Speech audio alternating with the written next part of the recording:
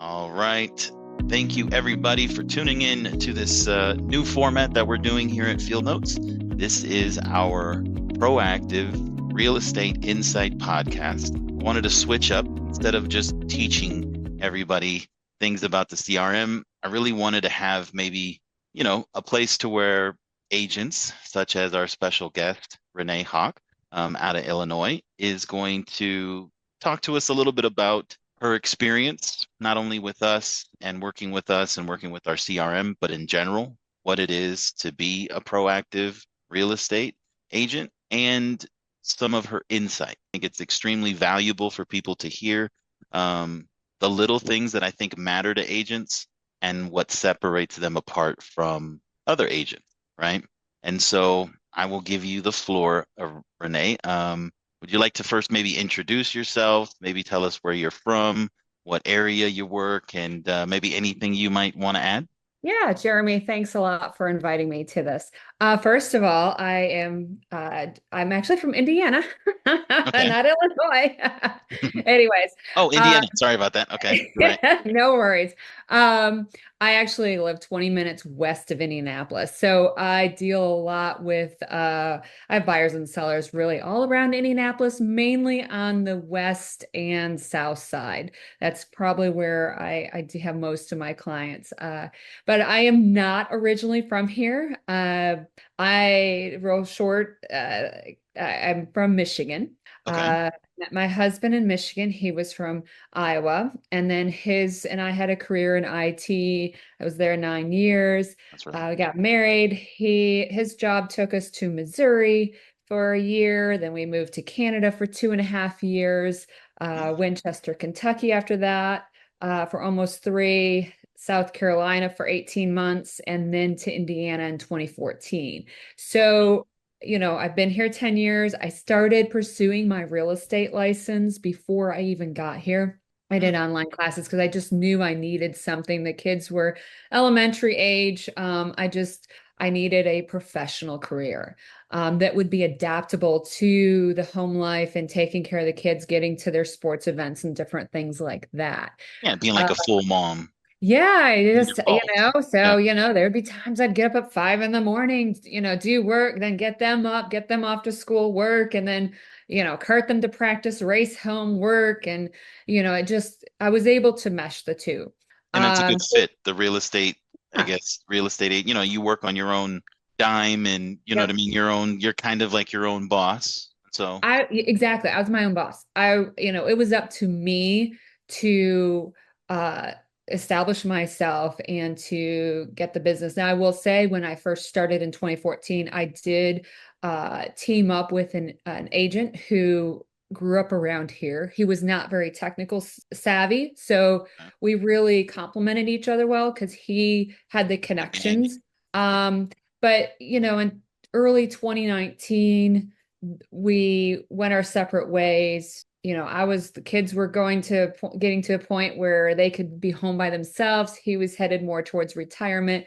It just worked out better. Transitions, And at just that like point, everything. yeah, it was a good transition time. I was able to then define myself as a solo agent and There you go. market to my personality, right? Um, I I think think that's that kind of important. leads into I think the fall of 2019 when I discovered Field Notes. I had been looking for a CRM. Some of them were just a little too busy for me. Okay. There was not that customer relationship where I didn't have someone to turn to ask questions, how it worked, how I should use it. Okay. And with Field Notes, I felt that it wasn't overwhelming. So I, put all my clients into the Field Notes and went from there. I mean, Um, now to ask you a question about that, you really see the value in having a CRM, but for yourself, nothing that's shared or given by any company that you work with. You see the value in owning and having rights to your own, let's say, software. yeah, well, especially at that time, the company I worked for, they offered something, but if I were to have left, I wasn't going to be able to take it with me. Right. And that was kind of the big thing in the industry at that time is have a system that you own. So if you go somewhere else that you're not having to, you don't risk losing those relationships. Or Okay. give them to somebody else, and Yeah. at the end of the day, simply they have a list of your clients. Yeah. So my business has been, I'm not one to go door knocking. I did it a little bit. I'm not, but it just wasn't me. I'm not, really one to cold call people. I have just through the years built my business up by building relationships. And that's by asking people to give me reviews and building that up, and then people finding me or just referring me, staying very, in touch with my clients, my past clients. Hmm. And again, I've had a lot of repeat clients. I've had where clients have referred me to friends or family. There's a couple families where there's like three or four different family members within that family that I've helped. There you go. So I thrive on the relationships. I do about 25 to 30 transactions a year. Actually, this year I might break that record. Uh, Nice. and it's a business. That's the amount of transactions I can handle. Um, I can still then go on vacations, make it to my kids' events, and not be overly stressed. So And just what a good gives balance. you and what gives you that? Like that tool, what tool exactly gives you that Well, freedom? a big part of having that freedom is to have an organized business, right? Okay. So having all of my clients in one within Field Notes, right? Right. One So plate. yeah, one place. So for example, I there was some people in my neighborhood were having their roofs replaced. I had mine checked for hail damage and I learned some things. So I took that information um about how to tell and things to look for that would give you signs if you've got hail damage and put it in a nice email. It took me all of 10, 15 minutes. Okay. Uh, I then sent it off to all my past clients and just was able to share that information quickly. Um,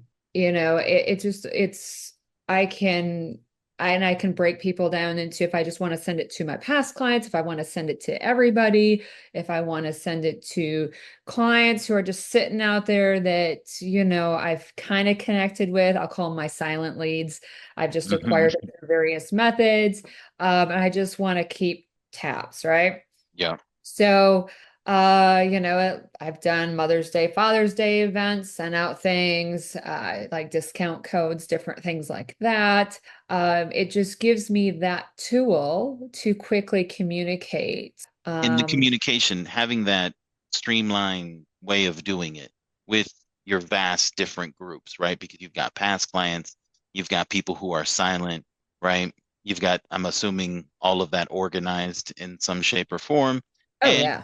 you you just can communicate. You can take 15, 20 minutes of your day, put something together from maybe something that you learned from a true life experience, which a lot of people pull from more than just made up scenarios, right?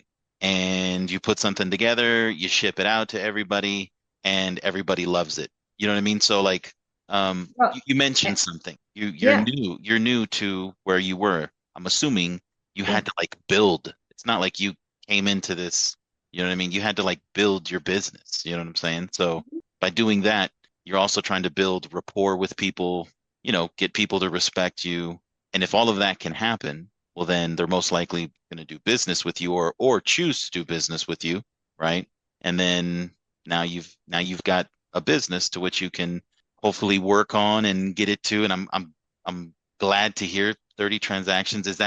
Is that average for you, or would you say that increased from last year? How is that? Is 30 like an industry average for people, or no?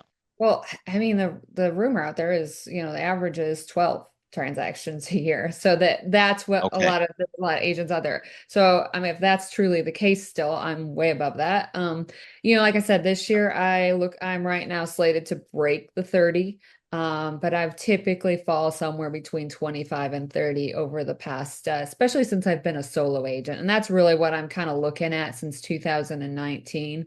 Okay. Uh, yeah. So in a really this is my philosophy, and this comes from my previous career. It's all about communication.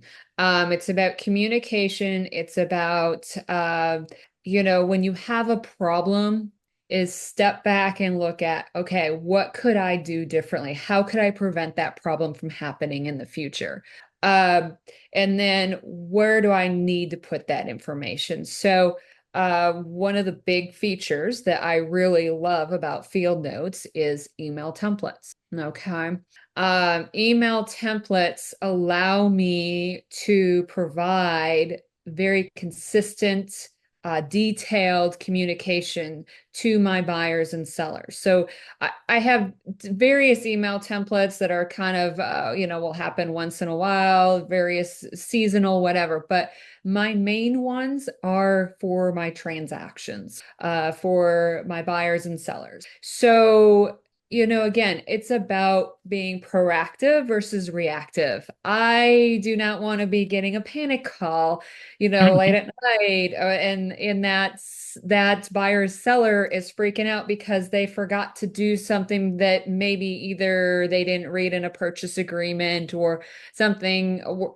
I don't want them panicking, right? This is a At all. stressful experience. Buyers and sellers are not doing this every day. This is my career. This is what I do. It is my responsibility to provide that expertise. So going back to my, statement about when a problem happens, I like to document it. So Hmm.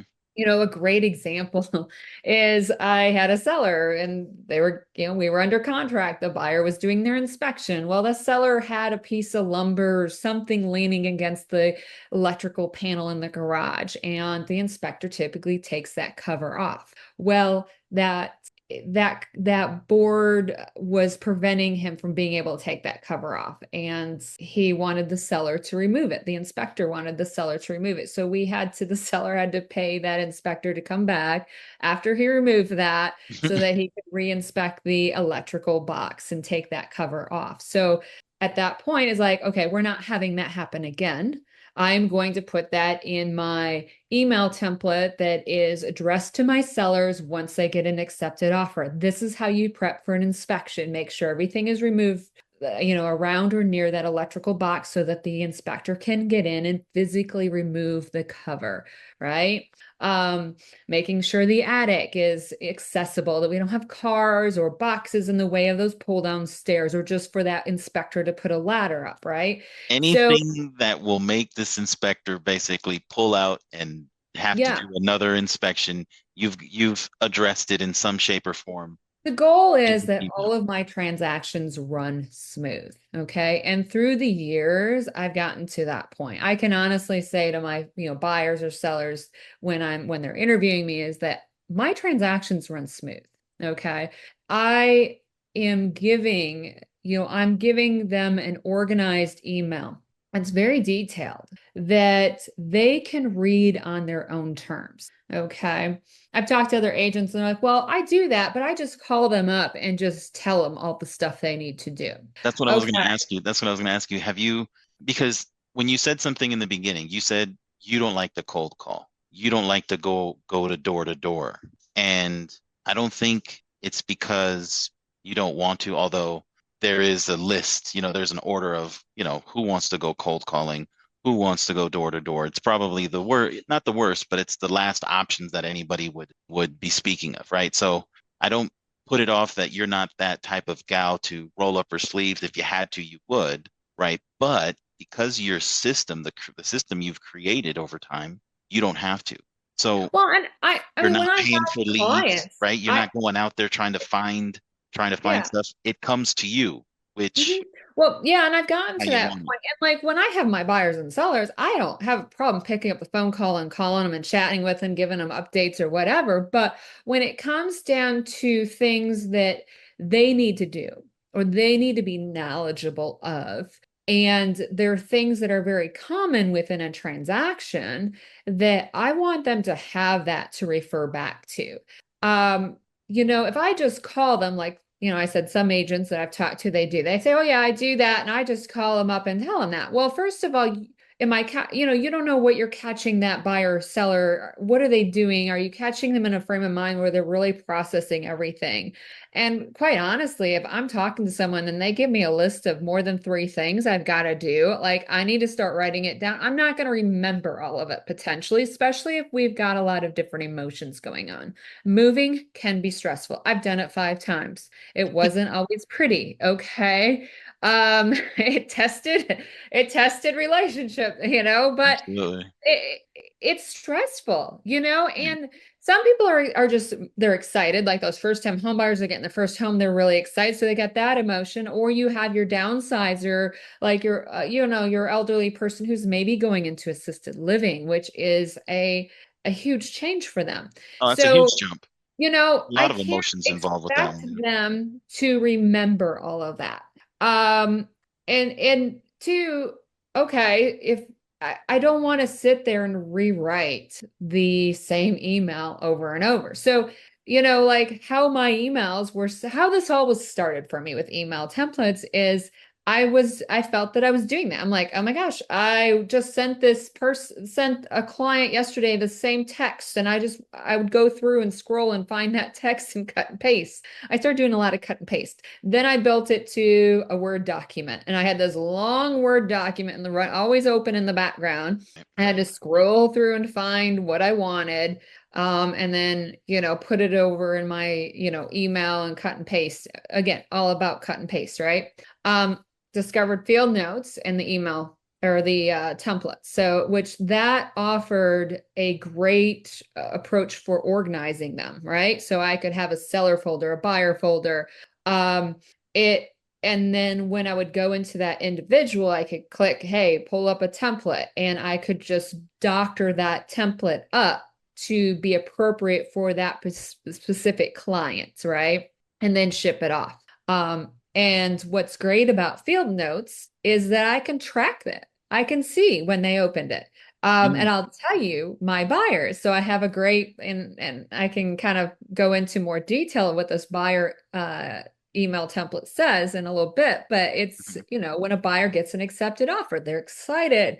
But there are some to-do lists. There's a to-do list that comes with that once you get an accepted offer. Right. So, Important things to they deal with. get that, and I'll go back and see they have opened that email like several times at various points in the daytime or throughout a couple days. And keep in mind too, there may be, so say, we've got, two buyers, a couple that's buying a house, and typically one person is the one that's handling things, but everybody needs to be on the same page. So if The I'm things that are sending working this through. email and it's going to both individuals, Right.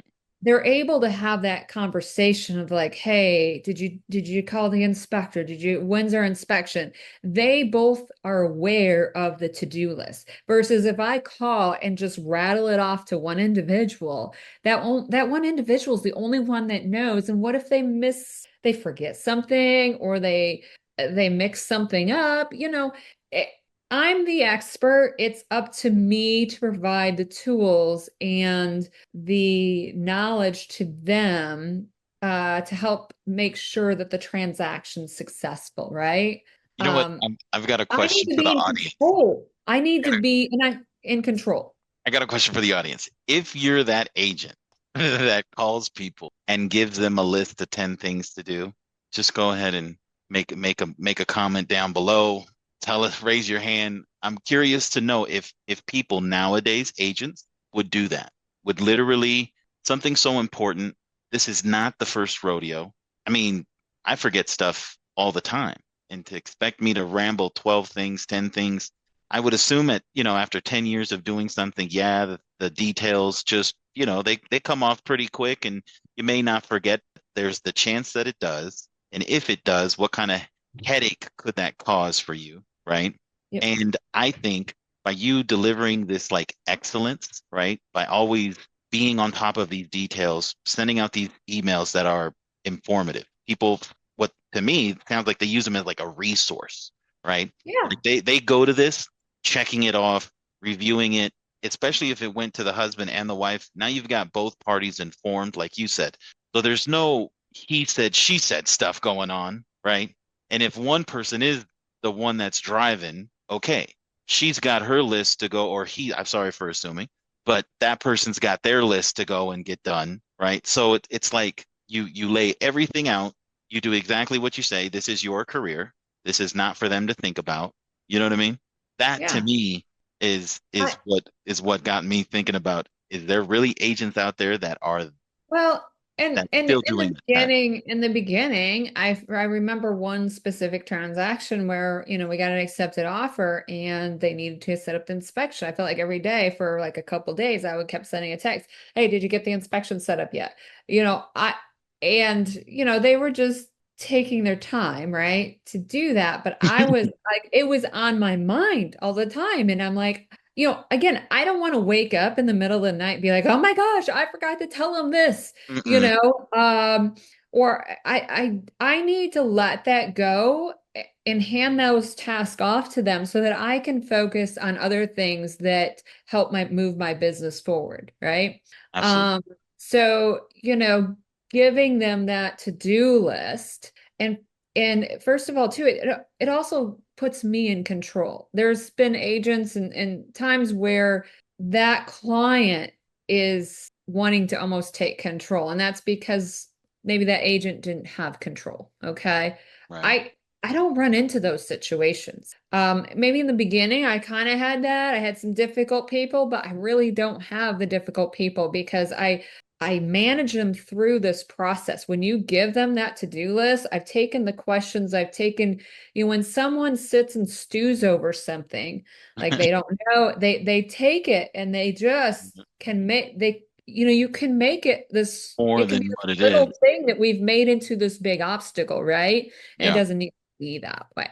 Do you think because where you are right now is obviously where people need to be, but where were you before this? How disorganized? Was that just the like first you said it was the you would just you would search through your messages to find the last one that you'd sent, and then it turned into the document. And then now obviously with the CRM, you've got a place to organize all your templates. So now I'm assuming you've got organization through the roof with all different kinds of templates, whether if it's newsletters, your buyer and your seller information. What other things do you template? So, I mean, really, any email that I'm going to send out as a mass email, I create it in templates. So that way, because maybe I want to send it worded one way to my past clients and another way worded to future clients, right? So I might just go change it, or, I never know. I might utilize that down the road. I just organize. I've got a lot of different folders. Excuse me. Yeah. Again, the main ones that are very valuable to me are when I'm in a transaction. Okay. So yeah, so let's just say I get an accepted offer for a buyer, right? I sit down, it takes me 5 minutes to Okay. pull up that email. Okay, now that is going to be something I've got to do some I have to make it specific to Customize it that in some. buyer, right?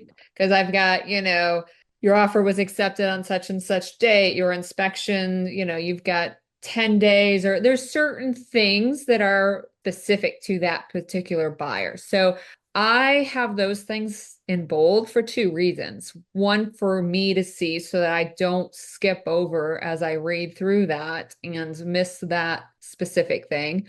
And it's also for that buyer to jump out at them like, "You have 10 days to get your inspection done," Um, because sometimes it could be 15 days. Sometimes if I want to be aggressive in a purchase agreement, it could be 7 days. So those are, there's things that will vary, but I go through, I bring up that email template, I alter it, change it to be specific to that transaction and that buyer. It takes me all of 5 minutes, really. I send it off. I send them a text. You should have an email shortly with your next steps. I tell you, they read my emails. They open them multiple times. I can see it. And what's great about that is, there's those to-do lists in that particular email. Hmm. within 24 hours, 48 hours, it just depends if we're over a weekend, they are knocking that list out and they're sending me a copy of the earnest money check. They've told me who their inspector is, what day it is. They have checked off all those things. I'm not having to sit there and text them every morning and say, did you get your inspection set up? I don't do that anymore. I don't have to be thinking of that. They have their to-do list. And I also state, so, and at the top, I just say, hey, this purchase agreement is a legal binding contract that you signed. Here are your important, dates. And I do pull, like in regards to the inspection, I pull verbiage that is from the purchase agreement that defines what a defect is and just kind of reminds them of that. Because let's be honest, people aren't reading that purchase agreement or the listing agreement from front to back. They're not. They're Or scanning have those over it. definitions even outlined. Like you could say a bunch of, real estate verbiage and you know what I mean? That's gonna fly Yeah, I over mean, my head. In yeah, a I lot mean, of situations, that has to be explained, written. I'll ask probably 20, 10 questions about the simplest thing, but it's like I really want to, it's an important time in a person's life. You don't want to screw it up. You know what I mean? And no. if you're trying to buy quickly, if you're trying to do something in a timely manner and for you to be the one, you know, lingering around on what you need to do. So for you to have this all laid out, once again, I can see how people would want to leave a good review. I could see how people would want to possibly maybe repeat business with you because of this whole little song and dance that you do, which is, I don't think it's like babying it. I just think it's the right procedure to do because Well, it's we're me all being in adults and we all control. forget stuff. So, Yep. It's me being the expert and demonstrating that. And I love when I get past clients who maybe I had in my early years, and I'm like, oh, I can't wait for them to go through and how I've evolved. They okay. thought I was good back then. Wait till they experience, Now, what it's like now. Um, and again, there's different steps and different emails that go out at various stages. So, I mean, I've been asked before, well, once you create an email, or a template, do you ever change it? Yes, I do, because something comes up where I need to say, okay, I don't want that problem happening again. So where am I going to document it to prevent it, to educate people, right? I'll have conversations with other agents, or I'll listen to a podcast and someone will talk about an experience or different thing. And I'm like, I want to capture that because I don't want that happening to me, or I want my people to know, right? I want them to be knowledgeable. absolutely, Um, which is going to you seed, know, you know, yeah, just the yeah. the people paying attention to the transactions, paying attention to all the things, and then who knows, maybe this thing that you just thought of that possibly could be an issue, they see and avoid, which just adds more to why working with Renee, you know, I just can't even think of an agent that isn't doing this type of extra work. It's You know what I mean? so, well, that's the thing, you think about it is, first of all, this is not a costly process. You've got to communicate this stuff anyways. So why not start and just work on creating those emails and then building off of them, right? So, I mean, my emails have evolved over the years, just not for changes, in the industry or what I just talked about, but also when ChatGPT came out, I put them through ChatGPT. Mm. Um, you introduced me to Grammarly, the Got to tool have to, those tools. yes, just to Anything help that the can help flow you not of the sound like a communication, bonehead. right? Yeah. So some of my emails, they're bullet points, or I have them numbered, and then the items that may not apply. So like in a buyer's template, HOA, not all homes are in an HOA neighborhood. So Right. that's kind of one of my last bullet points on there. So or numbered, I think in that case I have them numbered. And so I can just remove that. Sometimes I may have to redo my numbering. It takes all of a couple seconds to do, right? But I have the master email, With and then everything. I just alter it for that buyer or Start seller. from the top, work Okay. from the bottom. Yeah. Keep what you need, rewrite what you need to rewrite, add what you need. Well, I mean, you and the try to thing you try to have as is, much as in it as possible, you just take out. Yeah, the whole goal is I'm not forgetting anything, right? I am Right. everybody is getting the same message. Okay. I guess I bring this from my previous career in the IT world, systems and processes, right? I've got a system and a process that works that communicates to everyone everything they need to know. And that nothing is left out. Because if I'm sitting and I've got a dinner thing with Client. engagement with my husband and Mhm. I just got an accepted offer, I can literally tell him, give me 5 minutes and have this professional email out. If I had to sit there and quickly retype it, I probably would have spelling or flow or, I'd forget something. It Yeah. wouldn't cross. It wouldn't be easy on the eyes. I feel like Yes. my buyers and sellers can look at it and just really kind of identify what they need to do so that it flows. Again, it flows well. And it's just, 5 minutes, I'm out the door, off to my dinner, send my clients a text. You should have this email. And I think Next that thing that's the you know, value. they're, I think it's value for them, right? Because they get a professional email that you have vetted years and years of your experience. You tailor each and every one of them to that person, right? But so they get that benefit. You get the benefit that you get to put it in 5 minutes together and get to ship it out, and then you can get back to whatever life you're dealing with. You know what I mean? Which definitely has to be the icing on the cake, being able that you're able to manage your business, right? And you've got a tool to support you. And this is just like one facet of the right is the templates and how you use templates and how it keeps you proactive, right? yeah, And yeah. would you say how big is templates like on a scale of 1 to 10 for you? Is it truly a big thing? Like, are we wasting our time talking about this? Or No, I think has it's so templates important has templates because like really factored, I guess, it's huge. I feel like communication solves everything. I mean, transactions most of the time get out of control because there wasn't the communication, right? So, yeah. yeah, the email templates provide a big part of it. Now, I'm going to say too, you can't hide behind all the emails. I still need to reach out, have those conversations, make sure that they're doing good because buying and selling is an emotional experience too, so depending on, and I've got to read that, what are they going through? How do I need to nurture them there? But by knowing that I've at least communicated all the to-dos, I'm not having to worry about that. They've got that email, they know. Okay. And that those to-dos are coming up in conversation, right? Like I said, most of the time my buyers are just starting to, the next day or that Monday, if it was over a weekend, they're starting to shoot me text messages or emails like, I got this done, I got this done, I got this done. If I'm not seeing that after a couple days, then I might be, I'm reaching out to them saying, hey, Something's where are you with this? But that's the beauty of it. I don't have to reach out to them. They're doing it. And that's all because again, I've spent time over the years crafting that email. It's changed on several occasions.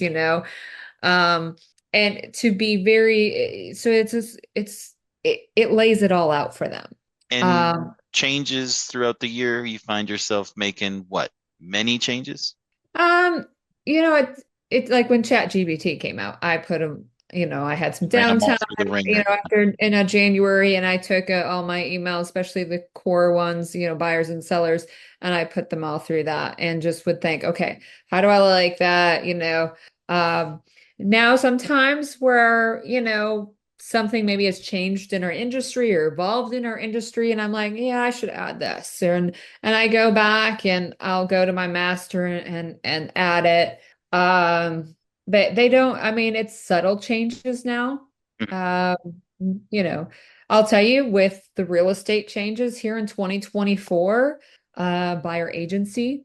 In Okay. Indiana, we started that. We went July 1st was when we implemented the buyer agency agreement. So my office had created a nice document that gave a little bit of history and just whys on and that it was a law.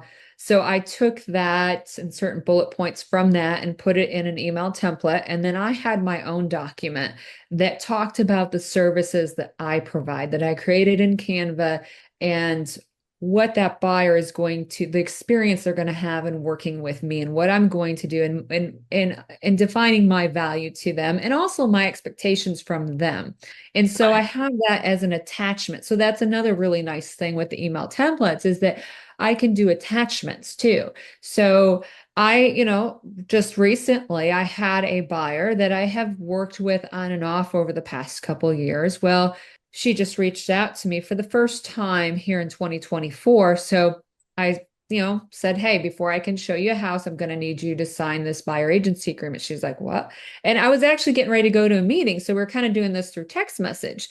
And she's like, well, I've never had to do that before with you. Why now? I'm like, let me send you an email that will explain it. I'm getting ready to go into a meeting. So I quickly logged into Field Notes. I already had her as one of my clients in there because, again, I've been working with her for several years on and off, her and her husband. Right. And, in that case, that's an email that I didn't have to do any alterations. It's just a standard email. Right. It's Send the, it yep. off to her. And like 10 minutes later, she's like, okay, send me the document to sign. I'm good with it. And I just continued on with my meeting. That's I gotta did be not have its to worth pick its up the weight in gold. phone. Yeah, I didn't have to pick up the phone and or I didn't have to go over and the Explain. why of this and explain all that. It No was yapping. It was just yes, done because deal. that would have been a 10-minute conversation, and I needed to be a part of that meeting, and she wanted to see that house that evening. I wanted to give them time to digest it because again, they work too. I have to be respectful of that. I need to give them time that they could do it on their lunch hour or when they have a little bit of downtime. I don't want to just say, okay, you got 45 minutes to read, sign, else we can't see the house. No, that's not fair to them. Okay. Yeah. So, Oh, and no. again, a part of that helps build trust. I want Absolutely. you as a buyer to be knowledgeable in what's changed in our industry and how I am going to represent you. If you're comfortable with that, then I need you to sign this in order for me to represent and show you a homes. So, and Totally. knowledge is power, right? Yeah.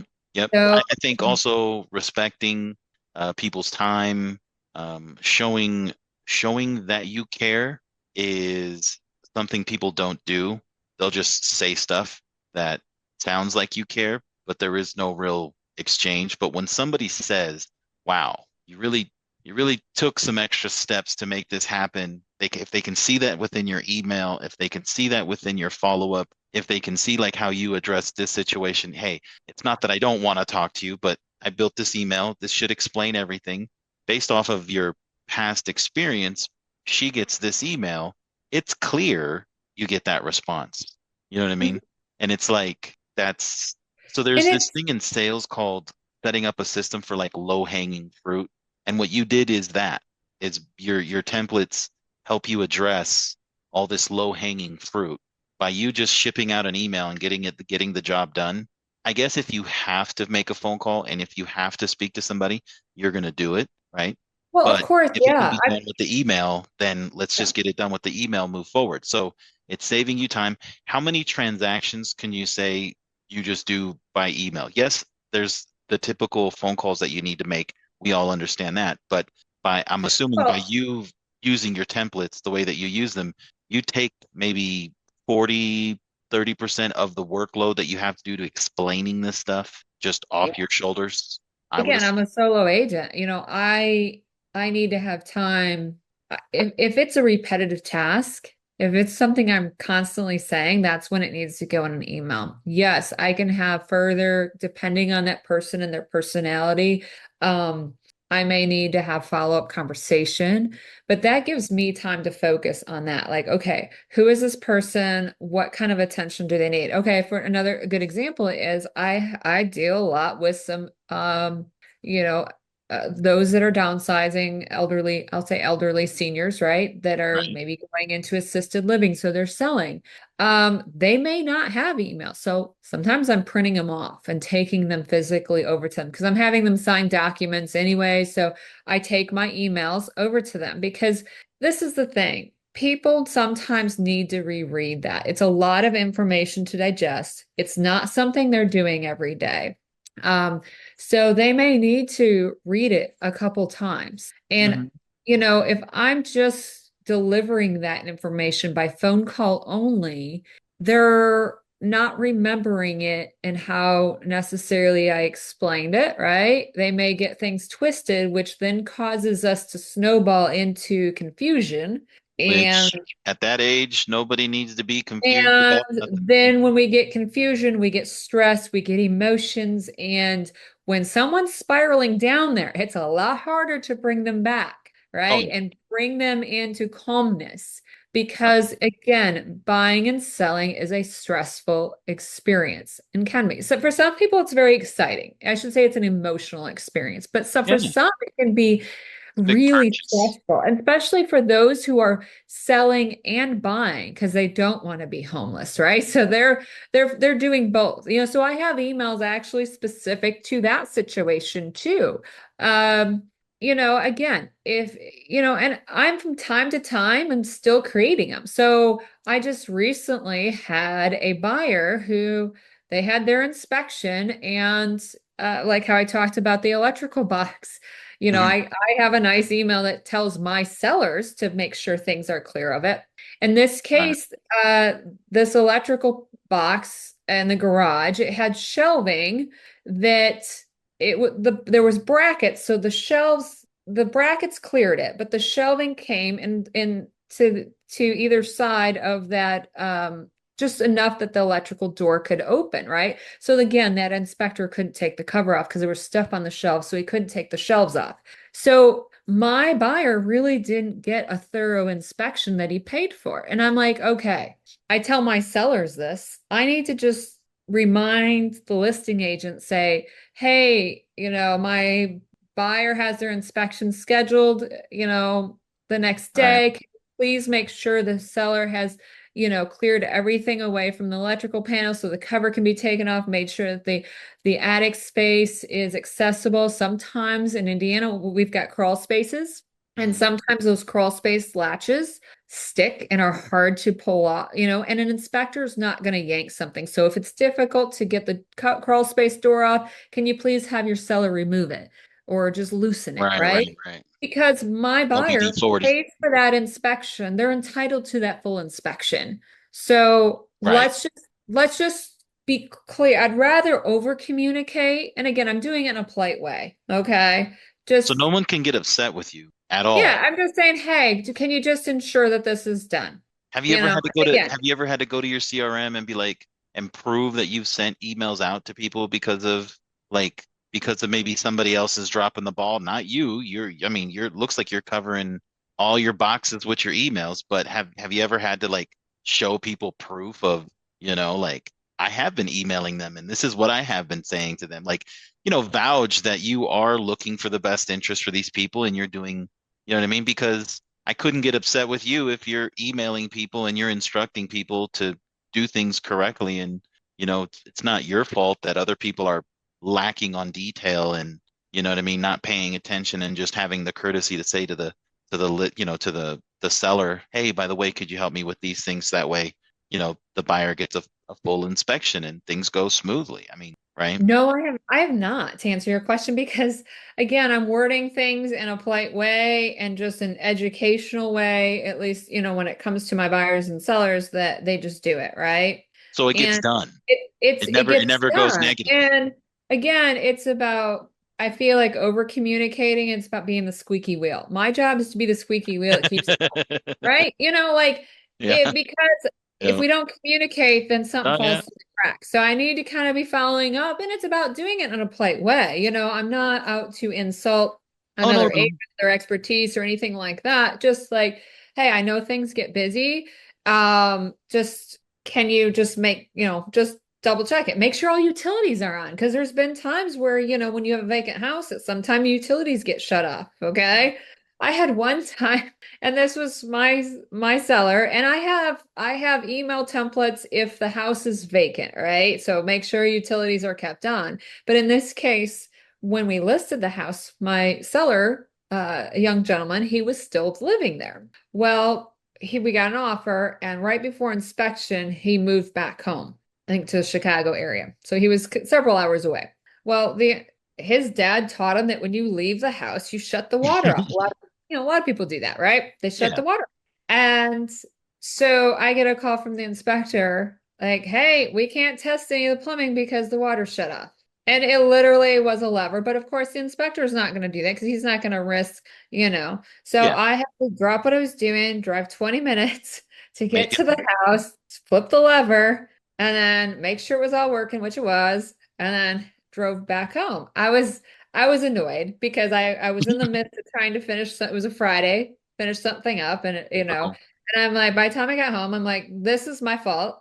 I should have had this in there, even if someone was living in the house. I just need to remind them because people do shut their water off when they leave. Just People to, are human. Yeah. um, and so what did I do? I got home, I sat down my computer, went into that seller template that says you got an accepted offer. This is what I need you to do. And I said, make sure all utilities are kept on. Worded it, provided I some think it nice was wording, that but it's 20 like, minute I drive. can't have that happen again. It was that No, complete 40-minute drive that got you thinking, you know what?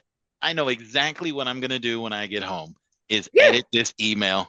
And then you yes, do I'm it doing it right now. I am not forgetting about it because this is uh, not happening again. ever. So it's Yeah. those things. And it's again about being proactive versus reactive. In that case, I had to be reactive. I had to drop what I was doing, jump in my car and drive over there.